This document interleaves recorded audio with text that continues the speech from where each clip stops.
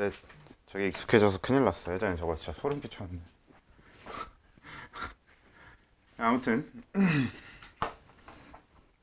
보면은 일단 우리가 봐야 될 게 지난주에 했던 얘기도 좀 같이 다시 좀 언급을 해보면 일단 그냥 제일 기본적으로 우리 주기율표 상에서 세로줄을 족이라고 해서 얘가 1족, 2족, 13족, 14족, 15족, 16족, 17족, 18족 이렇게 구분하는 거는 뭐 사실 이번에 처음 다루는 내용도 아니거니와 그렇죠? 여러분들이 알만한 이미 잘 알고 있을 만한 내용이고 그 다음에 1주기, 2주기, 3주기, 4주기 이렇게 가로줄은 주기라고 표현하는 거였었던 거고 그래서 우리가 같은 주기에 있는 애들은 어떤 특징을 갖는 거예요?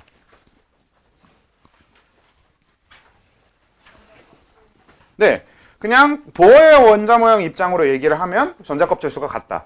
사실 원소의 주기적 성질, 그러니까 어떤 주기율표를 파악하는 데 있어서는 그냥 보어로 접근하는 게 좀 더 편합니다. 근데 보어만으로 설명할 수 있는 게 있고 오비탈까지 생각해야 설명할 수 있는 게 있고 그냥 그거를 추가해주는 느낌으로 보면 되는데 그냥 기본적으로는 그냥 같은 껍질, 그러니까 가진 전자 껍질의 수가 같다 뭐 이 정도로 표현하면 되는데 만약에 이걸 오비탈이나 좀 더 지금 우리가 배운 화학적인 내용으로 표현을 해보면 뭐라고 얘기할 수 있을 거냐면 가장 바깥쪽 전자, 즉 최외곽 전자의 주양자 수가 동일한 애들끼리 배치가 된다. 이렇게 표현할 수 있겠지.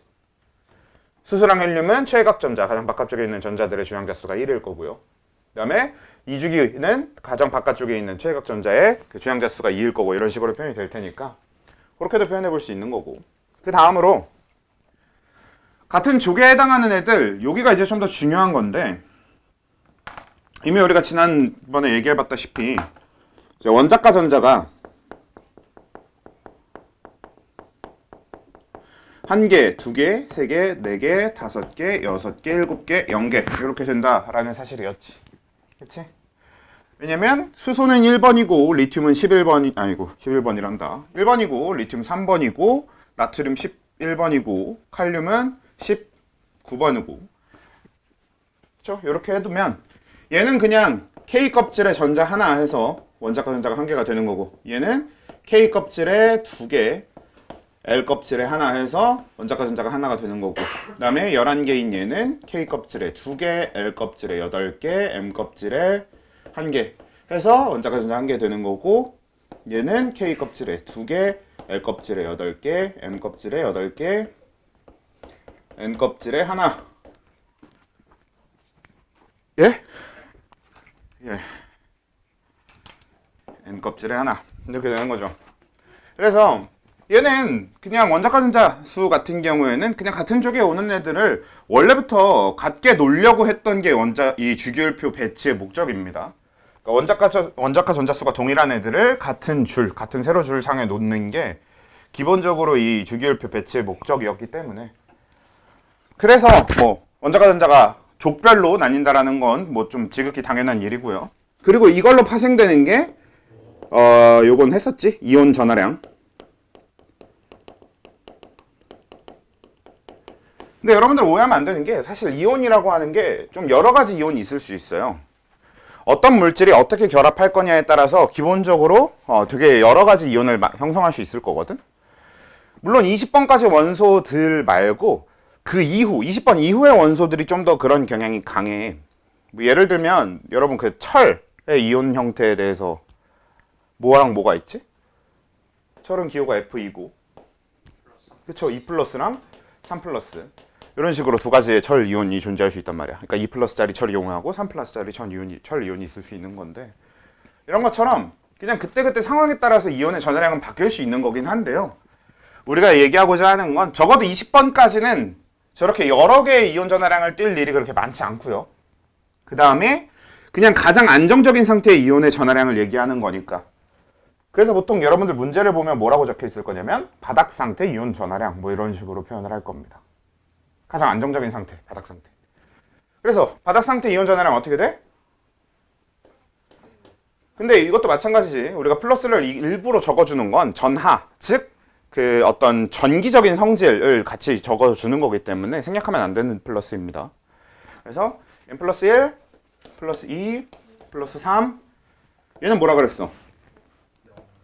네, 이온이 될 일 자체가 없다라고 얘기했었습니다. 이온 결합을 하지 않는다. 물론 14족에서 더 밑으로 내려가면, 그러니까 막 4주기, 14족 이런 애들로 가면 얘기가 달라질 수는 있는데, 적어도 우리가 다루는 20번 안에서는 그냥 X표 쳐놓으면 될 것 같고, 그 다음에 5번 5주기는 15주기는 그쵸, 마산 마이. 얘도 그냥 X표 칠까요? 이온 되진 게 아니니까. 요런 느낌인 거지. 그래서 그냥 이온 전하량 같은 경우에는 어차피 원자과 전자랑 같이 맞물려 돌아가는 이야기지. 원자과 전자가 하나, 둘, 세 개인 애들은 그 하나 버리고, 두 개 버리고, 세 개 버리고 이온이 되는 애들인 거고, 원자과 전자가 5개, 6개, 7개인 애들은 5개 있으니까 3개 마저 채우고, 6개 있으면 2개를 마저 채우고, 7개 있으면 1개 마저 채워서 마산 마이 마일의 전하량을 갖게 되는 거. 이 얘기는 뭐 사실 여러분들이 이온이라고 하는 개념을 어렴풋하게라도 처음 배우는 순간부터 계속 나오던 얘기니까 크게 복잡한 얘기는 아니라고 생각하고요. 그 다음에 우리 주기율표상에서 홀전자수 얘기를 해보면, 홀전자수라고 하는 건 말 그대로 혼자 있는 전자의 수거든요. 근데 이게 홀전자수를 보어의 원자 모형 입장으로는 얘기할 수가 없습니다. 보어의 원자 모형으로 따져보면 전자가 혼자 있다라는 개념 자체가 애매해지거든? 그렇잖아. 사실 보어 원자 모형으로만 따져보면 홀전자라는 게 존재할 수 있는 건 1족 원소들밖에 없어요. 보어만 가지고 생각해보면. 근데 이제 오비탈의 입장에서 오비탈의 측면에서 생각을 해보면, 뭐 리튬의 경우에는 1s 2개, 2s 2개, EP 이거 뭐라는 거야? ES 1개, 이런 전자 배치를 가질 거고, 그 다음에 베릴륨 같은 경우는 1s 2개, 2s 2개, 그리고 붕소의 경우에는 앞에 베릴륨과 똑같은데 EP 1개, 이런 식으로 오비탈로 전자 배치를 확장시켰을 때, 그쵸? 이렇게 봤을 때, 리튬의 경우에는 s오비탈 상에 전자가 혼자 들어있는 걸 우리가 확인할 수 있죠. 그리고 우리가 혼트 규칙 얘기하면서 이미 했던 거예요. 오비탈 안에 혼자 들어있는 전자가 홀전자인 거고, 그 홀전자 수가 최대로 되게 만들겠다, 이게 혼트 규칙이었던 거잖아. 그래서 리튬의 경우에는 하나 있는 걸 확인할 수 있고, 베릴륨은 ES 오비탈이 가득 차게 되기 때문에 홀전자 수가 있어 없어? 없는 걸 확인할 수 있는 거고, 그 다음에 붕소의 경우에는 ES 오비탈도 어차피 얘랑 똑같이 다 차 있을 테니까 EP 오비탈로 갖고 와야 되는데, 어차피 전자 하나니까 얘는 혼자 있을 수밖에 없죠. 그래서 우리가 홀전자가 1, 0, 1 이런 식으로 진행되게 될 겁니다. 그치? 이때는 이 s오비탈에 혼자 들어있으니까. 근데 여기는 s오비탈에 2개가 들어있으면서 그 2개의 전자는 홀전자일 수가 없게 되는 거고, 그 다음에 얘는 EP에 하나 들어있게 되면서 홀전자 수가 하나가 되는 건데, 그 다음 어떻게 돼야 돼? 그쵸? 2개가 되어야만 하죠. 그래서 14족 원소의 홀전자 수는 2개입니다. 왜? 2p 오비탈이 됐든 3p 오비탈이 됐든 그 p 오비탈에 전자가 2개 들어있게 되면 그 전자 2개의 전자 배치는 이런 식으로 서로 다른 오비탈 상에 존재해야 되는 거잖아. 혼트 규칙. 그렇죠? 그래서 혼트 규칙에 의해서 기본적으로 홀전자 수가 2개가 될 거고, 그러면 15족이 되면 3개까지 늘어났다가 16족 2개, 17족 1개, 18족 0개 이렇게 되겠지. 왜? 지금 여기 EP 오비탈에 하나씩 전자를 추가하면서 채워보면 얘가 2개가 아니라 3개가 되면 여기다 하나를 더 채워야 되니까 홀전자 수가 3개가 됐다가, 만약에 여기다 전자 하나를 더 채워서 4개가 되면 이 셋 중 하나의 오비탈에 전자를 하나 더 넣어줘야 되는 거죠.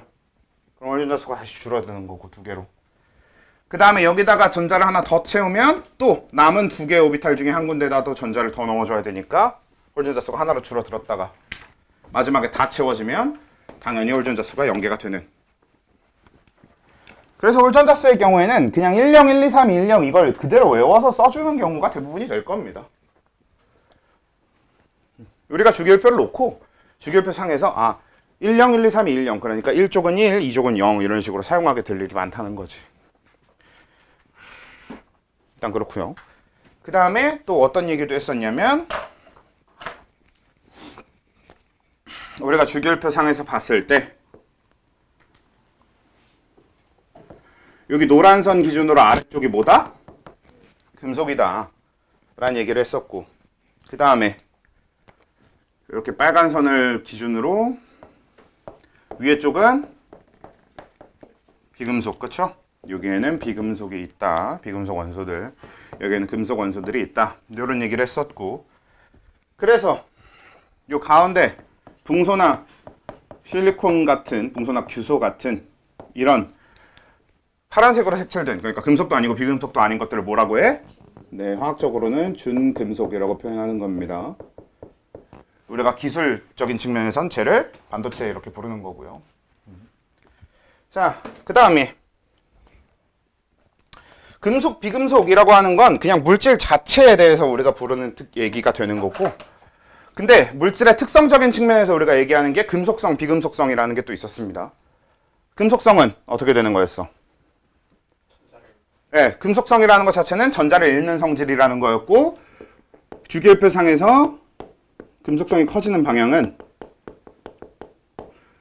왼쪽 아래. 그쵸? 그러니까 만약에 같은 주기상에서 우리가 비교를 하게 되면 앞에 있는 족일수록, 족이 더 작을수록 금속성이 크다라는 얘기가 되는 거고요. 같은 족 안에서 비교하면 주기가 커질수록, 더 아래에 있는 원소일수록 금속성이 크다는 거지. 그래서 우리가 알고 있는 20번까지의 원소 중에서는 칼륨이 가장 강한 금속성을 갖게 되는데요. 보통 이런 거는 좀 어떤 경향을 같이 알고 있는 것도 중요하냐면, 무조건 그렇다는 건 아니지만 대부분 금속성은 그냥 족이 작은 게 좀 더 우세합니다. 그러니까 뭐 예를 들어서 뭐 리튬이랑 마그네슘 이런 걸 비교하면 마그네슘이 더 아래에 있지만 리튬은 1족이란 말이야.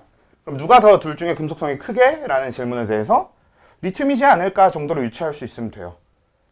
물론 이게 디테일하게 따지고 들어가면 되게 복잡한 것들도 많거든? 진짜 금속성이 누가 더 크냐 작냐를 따지려면 좀 복잡해지는 얘기가 있어요. 근데 적어도 우리가 그냥 당장은 그냥 왼쪽 아래로 갈수록 커지는데, 아래로 가는 것보다 왼쪽으로 가는 게 더 영향력이 크다. 그냥 이 정도로 기억하고 있으면 좋다는 거지. 그렇게 러프하게 기억하고 있다가 만약에 여러분들이 나중에 디테일한 예외를 알아야 되는 경우가 생기면 그때 가서 그냥 디테일한 예외들을 추가해 주는 게 나을 겁니다. 그게 좀 더 공부하기 편한 방식인 것 같으니까 그렇게 하면 되겠고, 비금속성은 금속성의 반대로 전자를 잃는 성질이 될 얻는 성질이죠. 네, 전자를 얻는 성질이 될 건데, 비금속성은 주기율표상에서 오른쪽 위로 갈수록 커진돼.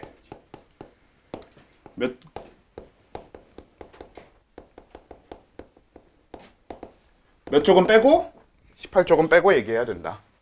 왜? 18쪽은 어차피 전자를 잃거나 얻을 일 자체가 없습니다.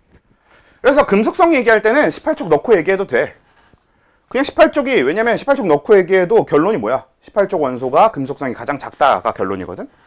그러니까 별로 그 전체 대세 영향을 안 주는데, 비금속성 얘기할 때는 오른쪽 위로 갈수록 커진다라는 얘기이기 때문에 18쪽을 같이 넣고 얘기하게 되면 헬륨이 제일 큰 것처럼 보이잖아. 그거만 이제 조심해 주면 되는 거지. 실제로 비금속성이 제일 큰 건 플루오린이고요. 얘도 마찬가지입니다. 비금속성도 금속성처럼 족에 의해 받는 영향이 더 커요. 주기에 의해서 받는 영향보다. 그러니까 수소보다 플루오린이 더 크다라고 우리가 쉽게 생각할 수 있는 거야. 플루오린의 비금속성이 수소보다 커요. 수소가 더 위에 있고 플루오린이 더 아래에 있는데도 불구하고 플루오린은 더 오른쪽에 있는 원소니까 라고 생각하면 좀 편한 거지. 그래서 이렇게 생각하시면 될 것 같은데, 여기서 더 가서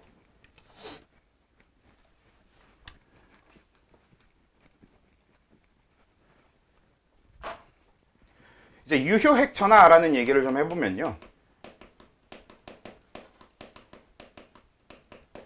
유효핵 전하는 말 그대로 핵전하 중에서 어떤 유효한 걸 얘기하는 겁니다. 그럼 일단 핵전하에 대한 얘기부터 해보면, 핵전하는 무슨 뜻입니까? 약간 핵전하 그대로 해석하면 김정은 이 정도 되지 않을까 싶은데, 핵의 왕이, 죄송합니다. 네. 아무튼 그래서 핵전하 하면 뭡니까? 핵이 띄는 전하인 것이 말 그대로. 그럼 일단 무조건 뭐여야 돼? 전하의 방향이 플러스여야 되겠죠. 그러니까 우리 핵은 그 안에 들어있는 게 양성자랑 중성자밖에 없으니까 기본적으로 양전하를 띄긴 하는데요. 그 핵전하에서 그 핵전하의 량까지도 생각을 해서 방향은 당연히 플러스니까 얼만큼의 플러스를 띄느냐에 대한 얘기가 될 거고, 그건 뭐예요 결국? 양성자 수입니다. 그래서 우리 흔히 그냥 핵전하량이라고 하면 단순히 양성자 수만 생각하면 되거든? 그러면 이제 양성자수 가지고 얘기를 하면 되는데, 자, 문제는 유효핵전화라는 게 왜 생기냐면 1차적으로 유효핵전화는 어떤 입장에서 유효한 핵전화를 얘기하는 거냐? 전자 입장에서 유효한 핵전화를 얘기할 겁니다.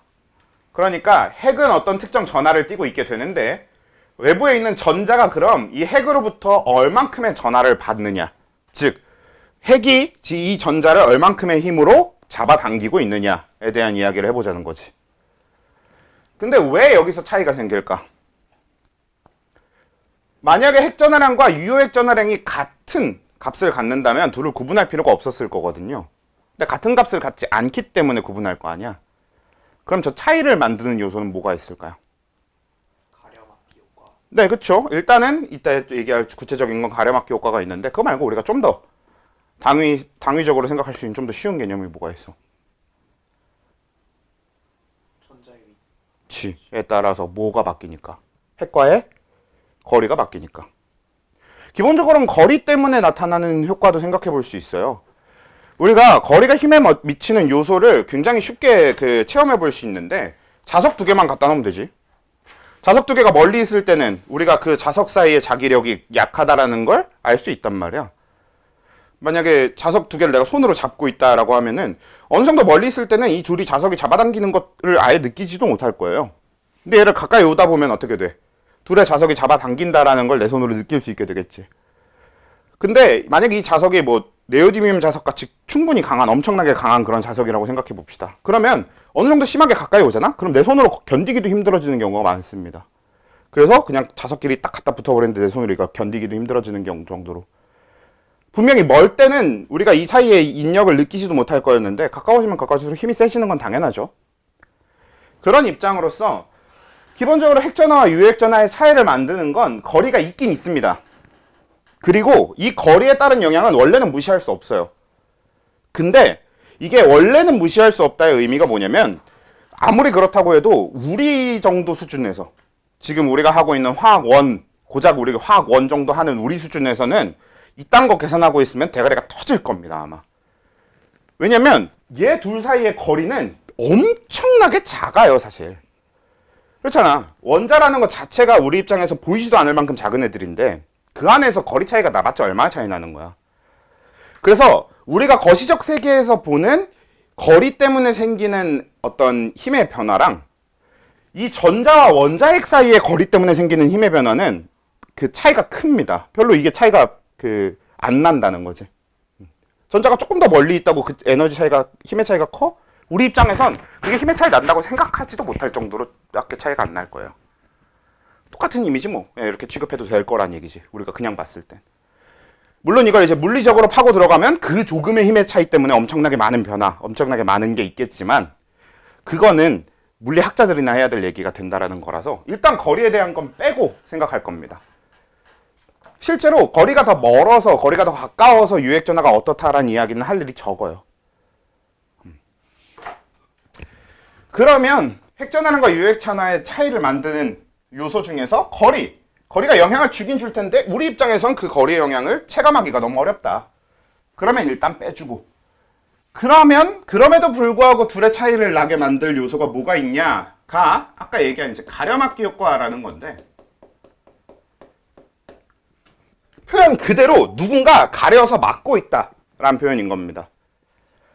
근데 사실 이 누군가 가려서 막고 있다라고 하는 건 어떤 구체적인 이 핵전화와 유핵전화의 차이에 대한 구체적인 이론이 정립되기 전에 뭔가가 막고 있는 것 같아 라고 해서 처음 발견됐을 때 그냥 효과에 이름을 붙인 거야.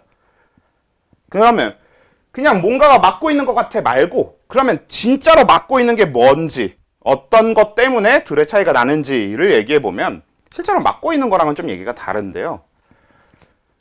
이 가려막기 효과는 그냥 단순한 전자 간의 반발력입니다.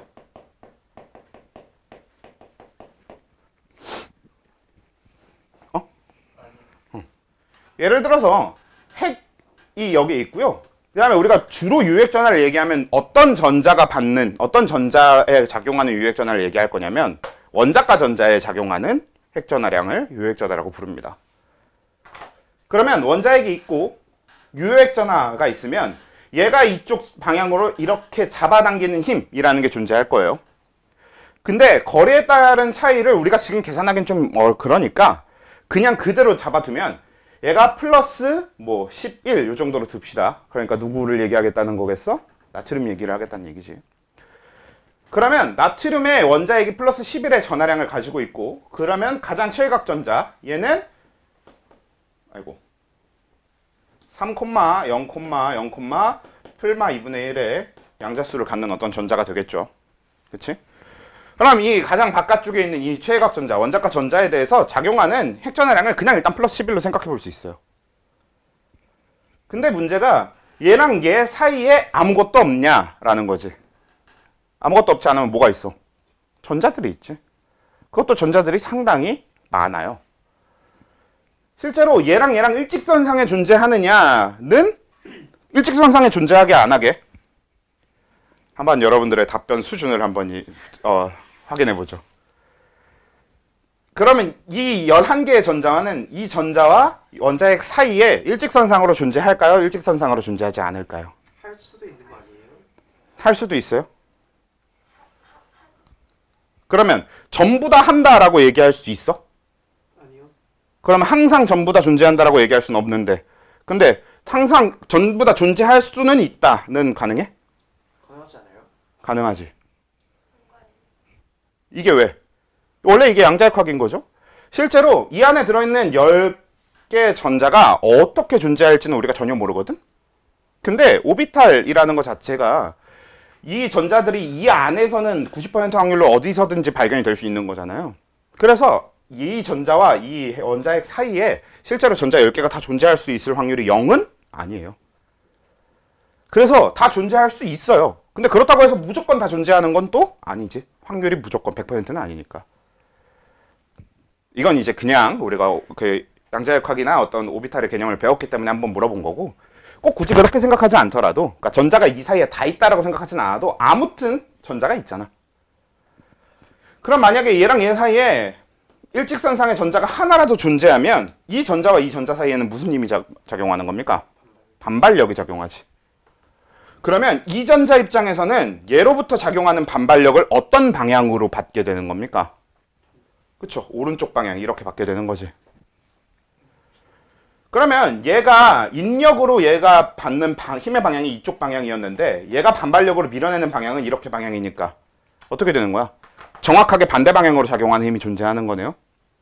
그러면 얘가 받게 되는 핵전하량은 실제로 이 반발력만큼 깎여나간 상태로 합력의 형태로 작용하게 되겠지. 그런 거를 그 합력의 형태로 우리가 생각해서 표현하는 게 유핵전하가 되는 겁니다. 그러니까 유핵전하라고 하는 건 사실은 실제 핵전하가 얼만큼 도달해라는 얘기보다는 전자가 결국 받게 되는 힘의 합력이 얼마야 이런 얘기가 되는 겁니다. 전자기력의 합력이 얼마야 이런 얘기가 되는 거지.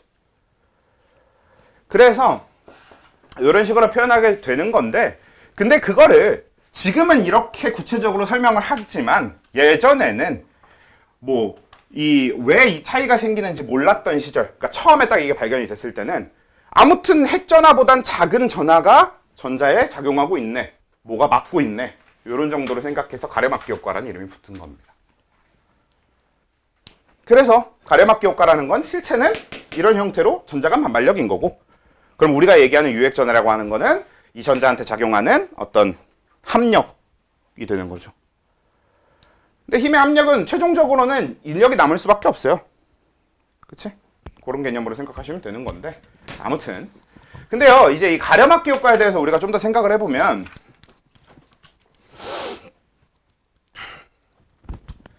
자, 얘는 원자 번호를 한 3개쯤으로 늘려봅시다.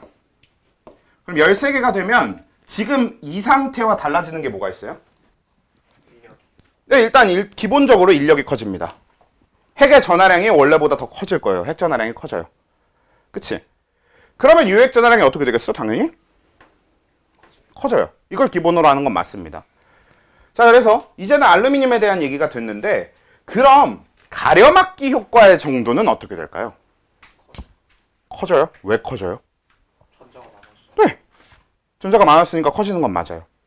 근데 한 가지 궁금한 점이 있지. 뭐가 있냐면 여기서는 전자가 늘어나 봤자 얘랑 같은 껍질에 있는 전자가 늘어난 거지. 얘랑 얘 사이를 막는 전자가 늘어난 건 아니지 않습니까?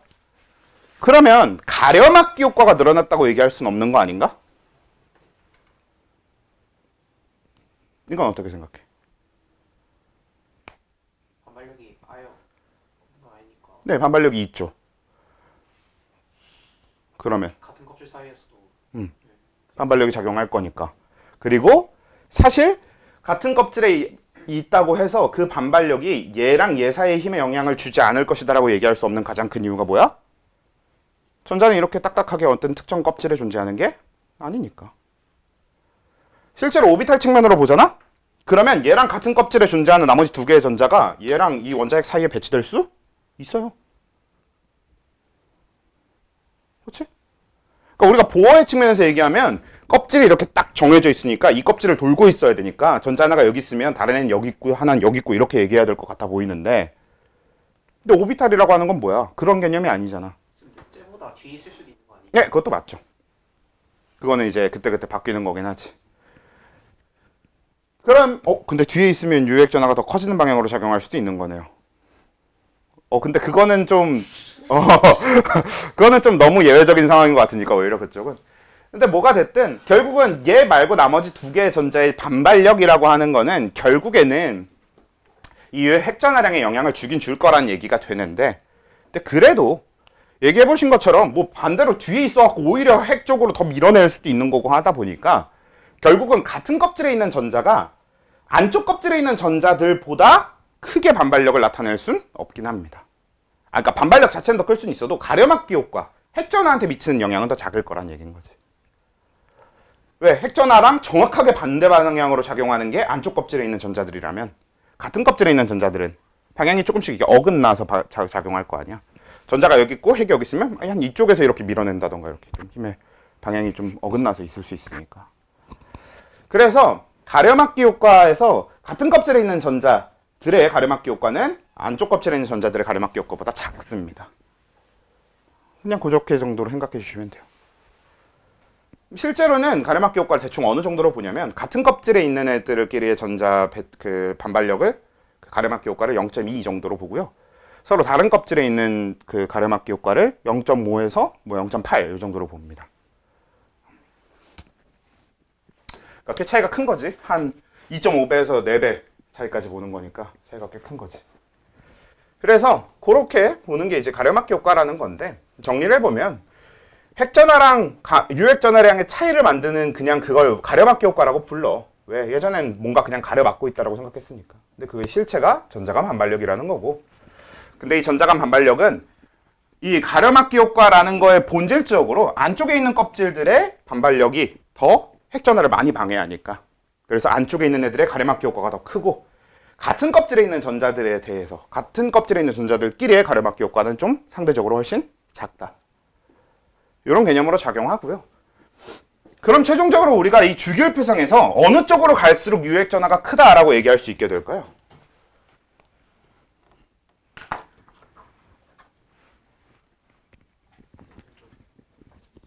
오른쪽으로 갈수록, 밑으로 갈수록. 그러니까 단순하게 뭐야? 원자 번호가 커지면 유핵 전하가 커지는 건 맞습니다. 전체적으로는 그렇게 이해하시면 돼요. 전체적으로. 러프하게. 왜냐면 실제로 그럼 디테일하게 비교를 들어가 보잖아? 나트륨, 네온 이런 거 비교하면 네온이 더 커요. 유핵전하. 왜냐면 네온의 경우에는 핵전하량이 몇이야? 10이거든? 근데 껍질 2개밖에 없고 전자가 이 유핵전, 이게 뭐야? 원자과 전자, 바깥장 바깥쪽 최외각 전자한테 미치는 어떤 반발력 이런 게 상대적으로 훨씬 적단 말이야. 안쪽에 껍질 하나 있는 게 끝이니까. 근데 나트륨 같은 경우는 거기서 핵전하 그래봤자 하나 늘어날 거거든? 근데 거기서 전자 하나가 추가되면서 전자와 핵 사이에 배치된 전자의 수가 한 번에 엄청 너무 많이 늘어나 버리지. 그러니까 네온은 가장 바깥쪽에 전자와 핵 사이에 배치된 전자가 그래봤자 2개거든? 왜냐면 나머지 7개의 전자는 자기랑 같은 껍질에 다 배치되어 있을 거니까. 근데 그게 리튬으로 넘어가면 아니죠. 나트륨으로 넘어가게 되면 그 다음 껍질에 전자가 나타나게 되면서 이 전자와 핵 사이에 배치된 전자의 수가 10개가 돼버린단 말이야. 그러니까 이 가려막기 효과가 굉장히 커지겠지. 그러면서 보통 다음 주기 이 전주기의 비금속들이 다음 주기의 금속들보다는 커요. 그 유액 전하량이. 근데 그래도 원자 번호가 커지면 기본적으로 더 커져요. 즉 이것도 어떤 얘기랑 비슷해지냐면 어떻게 놓으면 좀 편하게 판단할 수 있게 되냐면 이게 유액 전하의 커지는 방향이고요.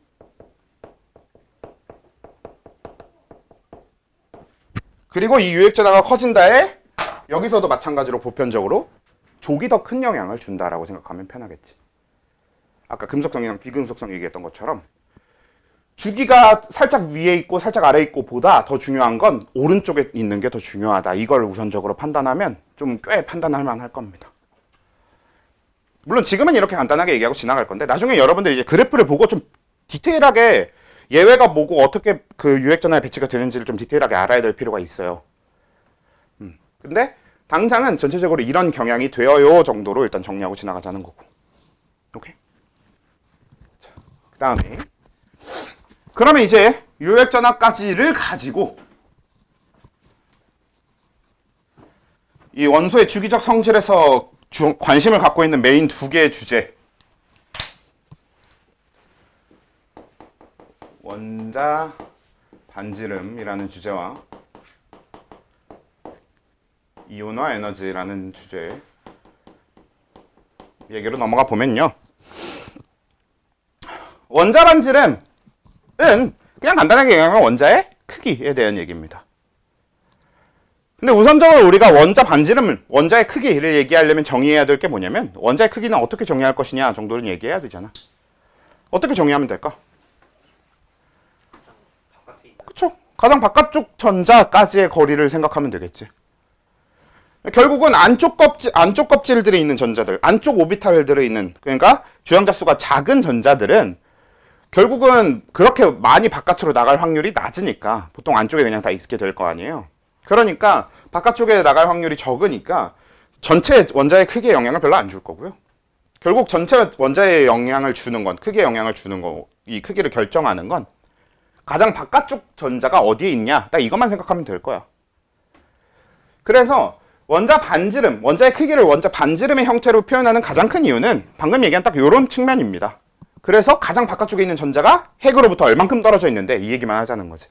그럼 그게 원자가 얼마나 큰지를 얘기하는 게 될 테니까. 자, 그러면 원자 반지름은 생각보다 되게 단순하게 그냥 정리가 될 거예요. 일단 뭐가 있을 거냐면 어떤 요소, 원자 반지름이 커지다, 더 큰 원자 반지름을 갖는다라고 얘기하려면 뭐가 있어야 돼요? 첫 번째로. 어떠면 커지겠어? 핵전하량이 작으면 이 우선인가요? 네. 그래요. 핵전하량이 작으면 핵전하가, 근데 이거보다 우선인 건 이제 원래는 껍질수, 그쵸? 전자 껍질수에 대한 얘기를 먼저 하면 좋을 것 같아요. 전자 껍질수가 많아질수록. 이미 방금 한 얘기인데 정말 단순하게 가장 바깥쪽 전자와 거리를 얘기하는 거니까 결국 그 가장 바깥쪽 전자가 그냥 더 밖에 있으면 커진단 말이에요. 그게 그냥 전자 껍질수랑 그대로 대입되는 개념인 거죠. 그러니까 보어만 가지고도 이미 얘기할 수 있는 개념입니다. 보어의 원자 모형 상으로도 충분히 표현 가능한 개념인 건데 그냥 두 번째 껍질보다 세 번째 껍질에 있는 전자가 더 바깥에 있을 테니까, 그리고 세 번째보단 네 번째에 있는 전자가 더 바깥에 있을 테니까 껍질수가 많은 원자일수록 더 반지름이 커질 수밖에 없어요라는 가장 기초적인 얘기가 이제 우선적으로 이루어져야 되고요. 근데 핵전하량이 주는 영향도 당연히 무시하지 못할 겁니다. 왜냐면 결국 전자 하나하나가 갖는 에너지의 양이 막 어마어마하게 커지고 막 드라마틱하게 커지고 이럴 수는 없다 보니까 핵전하가 조금이라도 더 커지면 전자들이 안쪽으로 더 끌려 들어올 수밖에 없을 거예요. 그렇지? 가운데서 잡아당기는 힘이 더 강해졌으니까. 그래서 크기가 작아질 겁니다. 실제로 이건 보어 측면에서만으로도 이미 확인할 수 있는 부분인데 우리가 오비탈까지 생각 안 해도 단순하게 나트륨하고 마그네슘하고 알루미늄의 세 번째 껍질, 주양자 수가 3인 껍질, 그러니까 KLM, M 껍질의 그 에너지 준위를 비교해 보잖아? 그러면 나트륨의 L 껍질이, M이죠. 네. 나트륨의 M 껍질이 마그네슘의 M 껍질보다 에너지가 크고요. 마그네슘 M껍질보다 알루미늄 M껍질이 더 작습니다. 그러니까 결국은 이 얘기는 뭔 소리냐면 유핵전하가 작으면 작을수록, 핵전하가 작으면 작을수록 더 전자를 덜 잡아당기니까 전자가 더 바깥쪽에 존재하게 된다는 얘기인 거지. 전자가 더 바깥쪽에 있다? 이 얘기가 전자가 가진 에너지가 많다라는 의미예요. 그래서 핵전하량이 작아진다, 핵전하량이 작을수록 그때 원자반지름이 커진다라는 조건을 갖추게 되는 건데, 근데 아까 얘기했던 것처럼 이것도 그냥 핵전하가 아니라 이제 유효핵전하량의 측면에서 이야기를 해야 되는 게 맞거든. 왜냐면 결국 전자가 원자에게 얼만큼 가까이 끌려 들어올 거냐를 결정하는 건 전자를 핵이 얼만큼 잡아당기냐만 생각하면 되는 게 아니라 아까 얘기한 그런 합력의 개념으로 생각해야 되잖아. 방해하는 힘이 얼만큼 있냐 또 당연히 영향을 줄 거니까. 그렇게 돼서요, 껍질수가 많으면 많을수록, 그리고 유핵전하가 작으면 작을수록, 그럼 주기율표상의 어떤 방향인 겁니까?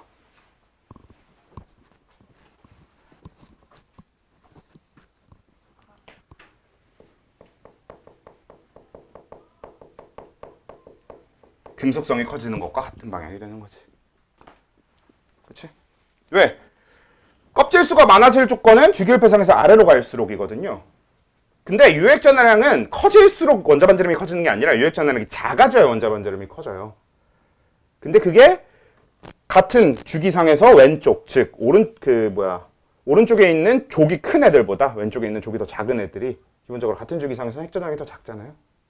원자번호가 더 낮으니까. 그래서 왼쪽으로 갈수록 이제 원자반지름이 커진다. 그리고 아래로 갈수록 원자반지름이 커진다라는 걸 얘기할 수 있게 되는 거지. 근데 아까 얘기했던 금속성, 비금속성이나 이런 거에서 미치는 영향이랑 비슷하게요, 얘도 어떤 얘기를 좀 해볼 수 있냐면 둘 중에 어떤 거에 영향이 더 커요 라는 얘기를 해볼 수가 있을 것 같아요. 주기의 영향, 족의 영향 둘 중에 뭐가 더 크냐는 얘기인 거지. 근데 금속성, 비금속성, 유핵전하 얘기할 때는 족의 영향이 좀 더 크다라고 얘기했잖아요. 더 오른쪽에 있을수록 혹은 더 왼쪽에 있을수록이 좀 더 영향이 크다 였다면, 원자반지름은 기본적으로 껍질수의 영향이 더 크다라고 보는 게 맞습니다. 얘는 주기의 영향이 더 큰 거야. 더 아래쪽에 있을수록 크다라고 보는 게 기본적으로 더 합리적입니다. 그냥 단순한 건데 크기를 결정하는 거다 보니까 껍질수가 많으면 더 커지는 걸 기본으로 두고, 근데 거기에 영향을 주는 게 핵전하량이라는 추가적인 요소가 있고, 이런 개념인 거지. 껍질이 더 우선적인 개념인 거지. 그래서 이렇게 기억하면 돼요. 이것도 러프하게 이렇게 기억하고 계시면 됩니다. 물론 당장에 가장 대표적으로 뭐가 있냐면 리튬하고 인을 비교해 보면 리튬이 더 커요. 그러니까 우리가 이제 껍질수가 많은 쪽을 더 우선적으로 보자고 했는데 전체적으로는 그렇게 보면 되긴 하거든요.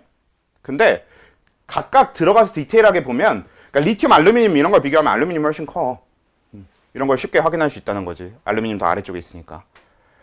근데 인쯤 가면은 리튬보다 작아지게 됩니다. 왜냐면 인이랑 리튬 같은 경우는 껍질수 하나 차이 나는 거에 비해서 핵전하량 차이가 너무 크게 나니까 인이 더 리튬보다 한참 작게 될 건데요. 이런 디테일한 예외는 아까 얘기했던 것처럼 좀 나중에 외워줘도 되니까, 중간고사 끝나고 기말고사 준비할 때 그때 추가해줘도 되니까, 지금 그냥 전체적인 틀에서 왜 껍질수가 많아지면, 그리고 왜 핵전하량이 작아지면 원자반지름이 커져야 되고, 그래서 이런 식의 경향 자체를 그냥 이해해주고 왜 그렇게 되고 이것만 잘 이해해주고 지나가자는 거지. 이렇게? 일단 그렇게 하고요. 그 다음에 이온화 에너지로 또 내려가 봅시다. 자, 이번에는 이온화 에너지 얘기를 해야 되는데, 이온화 에너지는 뭡니까? 그냥 보이는 그대로 판단하면 뭐야? 이온하는데 필요한. 네, 이온화와 상관 관련된 에너지가 되겠죠. 필요한이면 보통 화학에서 필요한 에너지라면 무슨 반응을 하겠다는 뜻이게?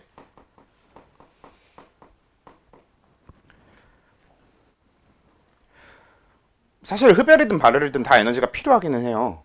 근데 그 활성화 에너지 측면에서 흡열이든 발열이든 에너지가 다 필요하긴 하는데, 우리가 화학에서 에너지가 필요하다, 필요한 에너지가 얼마냐라고 얘기하면 보통은 흡열을 얘기하는 겁니다. 에너지가 많아지려는 거니까. 활성화 에너지는 활성화 에너지라는 측면을 따로 묶어서 얘기를 하기 때문에 그걸 미리 생각할 필요는 없고, 그래서 발열일 때는 남는, 방출하는 에너지의 형태를 얘기하게 돼서 필요하다라는 얘기 표현을 잘 안 쓰고요. 필요한 에너지라고 표현이 쓰였으면 일단 무조건 흡열인 거예요. 어떤 물질이 어떤 다른 물질이 되려면 이만큼 에너지가 필요해. 그러면 흡수해야 그 물질이 된다는 얘기로 보자는 거지, 기본적으로. 방출해서 되면 우리가 그걸 필요하다고 얘기하진 않잖아요. 그렇지? 그래서 보통 이런 식으로 표현을 하게 되는데 상관은 없어. 그러니까 근데 보통 그냥 그렇다는 얘기고, 이온화 에너지도 그래서 에너지의 출입 방향도 굉장히 중요하고요. 그 다음에 좀 더 구체적으로 생각을 해봐야 될 게 뭐가 있냐면, 이온화 에너지를 그대로 해석하면 그러면 리튬이 리튬 이온이 되는데, 혹은 뭐 나트륨이 나트륨 이온이 되는데, 혹은 마그네슘이 마그네슘 이온이 되는데, 혹은 플루오린이 플루오린 이온이 되는데, 혹은 뭐 산소가 산화 이온이 되는데 필요한 에너지가 그대로 우리가 뭐 이온화 에너지라고 받아들일 경향이 강합니다. 그렇죠? 근데 실제로는 그렇지가 않아요. 화학에서 우리가 정의하는 이온화 에너지라고 하는 건 이온이 되는데 필요한 에너지를 그대로 정의하지는 않습니다. 왜냐면 이온이 되는데 필요한 에너지라고 표현하려면 마그네슘이 이온이 되는데 필요한 에너지가 얼마야 하면 Mg2+가 되는데 필요한 에너지를 계산해야 될 것 같거든. 그치? 그리고 플루오린도 플루오린이 이온이 되는데 필요한 에너지가 얼마야 이러면 F-가 되는데, F-1가 이온, 플루오린화 이온이 되는데 필요한 에너지를 계산해야 될 것 같은데, 실제로 이온화 에너지가 계산하고 싶은 건 뭐냐면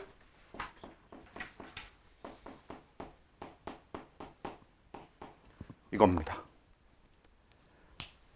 원소가 누가 됐든 상관없이 무조건 뭘 하겠다는 거냐면 전자를 버리겠다, 떼어내겠다라는 게 이온화 에너지의 기본적인 원리예요. 그래서 이온화 에너지는 뭐랑 같이 묶여서 갈 수밖에 없냐면 금속성과 비슷하게 얘기가 될 수밖에 없어요. 전자를 이르려는 성질, 그렇죠? 그것과 비슷하게 가는 게 이온화 에너지입니다.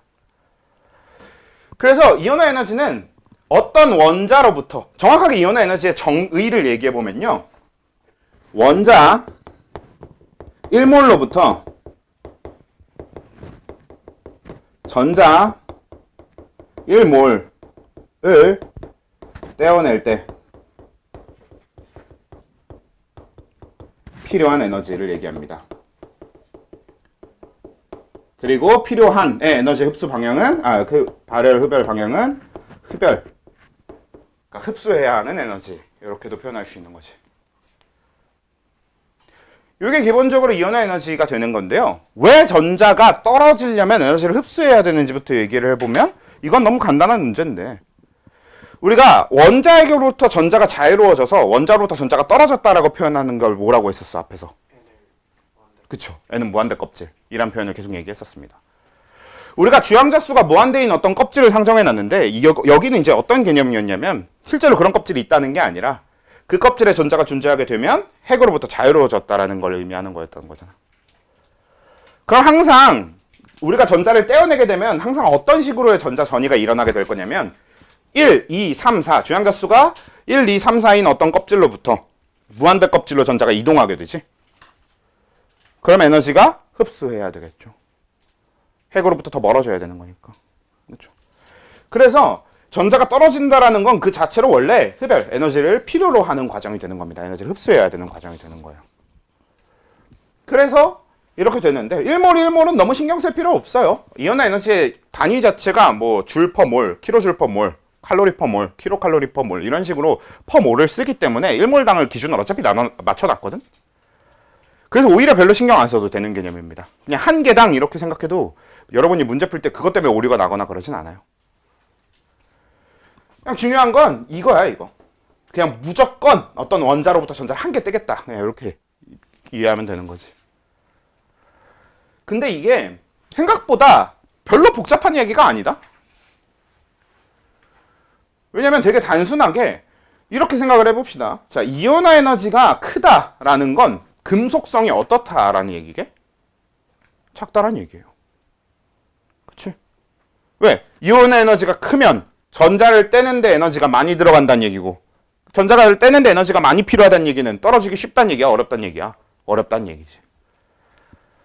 그래서 그냥 금속성이 작은 게 이온화 에너지가 큰 거예요. 마찬가지로 사실 이렇게도 접근해 볼 수 있어요. 이온화 에너지가 크다는 건 원자 반지름이 어떻다는 얘기게? 작다는 얘기입니다. 왜? 어차피 우리가 정해진 무한대라는 껍질까지 전자를 보낼 거거든. 그러니까 전자가 핵에 더 가까운 데서부터 이 무한대까지 올라와야 될수록 더 넓은, 더 많은 에너지를 극복하고 올라와야 되는 거지. 그래서 그냥 전자가 핵 가까이 있게 되는, 그러니까 반지름이 작기만 해도 그냥 흡수해야 되는 에너지가 그만큼 커질 수밖에 없어요. 그래서 이온 에너지의 경향은 되게 간단합니다. 금속성이 작을수록이라고 이해해도 되고 원자 반지름이 클수록이라도 이해해도 되는, 그냥 좀 단순하게 그렇게 받아들여도 돼서 원자 반지름이 작을수록이라고 이해해야 되는 거죠. 네. 그렇게 이해해도 되는 거라 상관은 없는데, 그래도 이온 에너지가 커질 조건을 얘 정리했던 것처럼 정리해보면, 그럼 껍질수는 작을수록 유액 전하는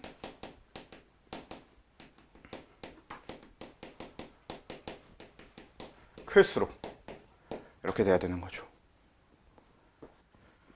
그러면 실제로 이온 에너지가 커지는 방향은 주기율표 상에 표현해 놓으면 어떻게 되냐면 비금속성이 커지는 것과 같은 방향이 됩니다.